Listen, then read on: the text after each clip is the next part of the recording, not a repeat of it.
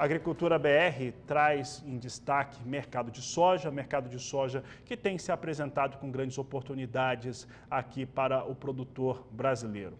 Os dados, pelo menos de empresas privadas, vão apontando para uma comercialização de soja que está ali variando, dependendo da fonte, entre 51% até 57% da soja brasileira já vendida. E considerando também que é uma safra maior do que aquela do ano passado, o que mostra que tivemos boas oportunidades de venda.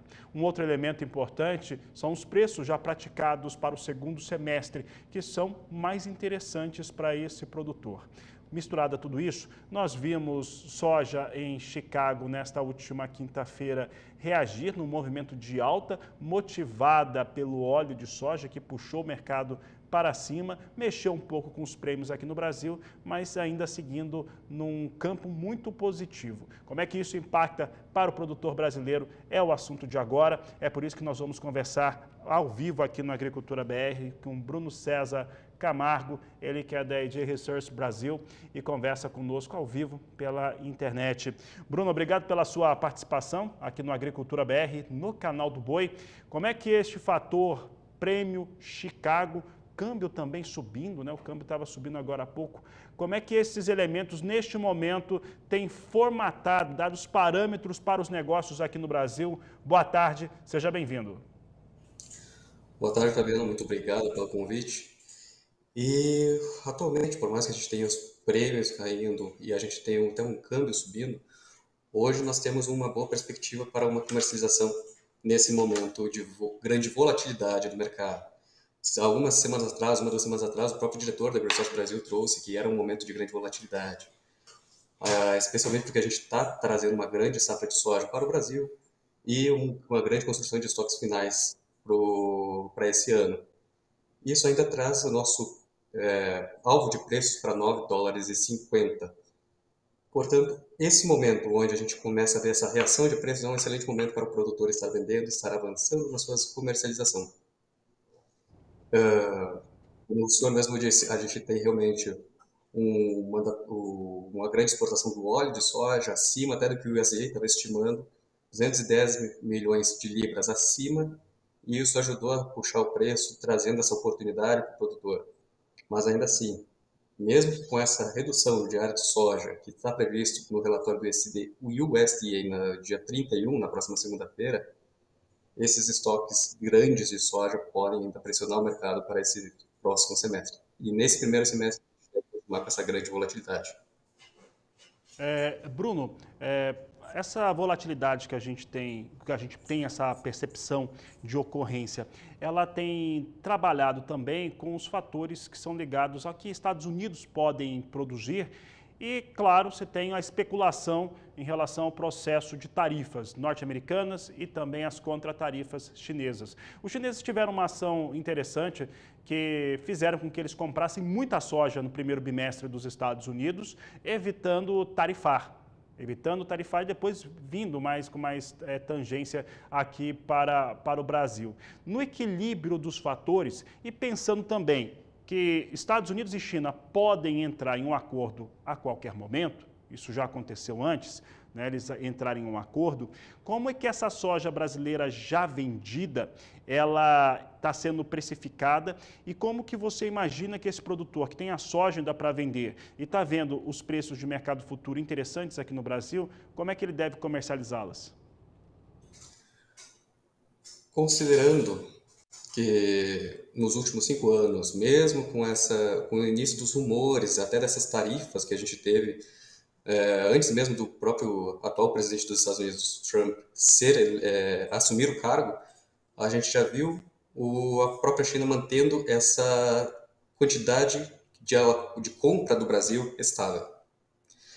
O fato dela poder comprar dos Estados Unidos com um possível acordo poderia ainda trazer uma pressão maior para os preços do Brasil, mas ainda assim provavelmente estaríamos exportando uma quantidade relativamente semelhante por participação das nossas exportações para a China, em torno de 72% a 76%. Mas voltando à questão da volatilidade, essa volatilidade ainda também está junto com uma grande produção do Brasil. essa grande produção do Brasil ainda vai trazer vai somar com uma grande produção da Argentina e com os grandes estoques que os Estados Unidos ainda têm. E tem muita disponibilidade de soja, tanto no Brasil, tem uma disponibilidade de soja nos Estados Unidos, e a China continua comprando, como o senhor mesmo disse, dos Estados Unidos. Qualquer oportunidade que o mercado brasileiro estiver aparecendo, eu acho que é um excelente momento para fazer com que o produtor avance na sua comercialização para evitar um preço extremamente deflacionado lá na frente. Pois mesmo como uma redução da área dos Estados Unidos nessa próxima safra, que já está sendo desenhada, a gente pode estar construindo os maiores estoques da história nesse final de safra 24-25. Pensando assim, o que vocês estão imaginando, o que vocês têm apurado de vendas de soja aqui no Brasil e também em relação ao tamanho dessa safra 24-25? Nós tivemos no começo dessa semana o escritório do Departamento de Agricultura americano lá em Brasília, trazendo as estimativas maiores para 24-25 e já apontou para uma safra ainda maior na 25-26. Como é que vocês têm definido isso?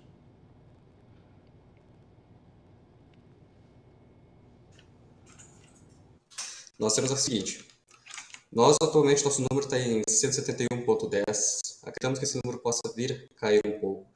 E acreditamos que a comercialização dos produtores, por mais que a gente veja que ela está melhor avançada do que nos recentes anos que nós tivemos, ainda podem ir mais avançados, considerando que 170 milhões de toneladas, mais os 46 que a Argentina pode estar produzindo, dão praticamente 200 milhões de toneladas aqui na América do Sul.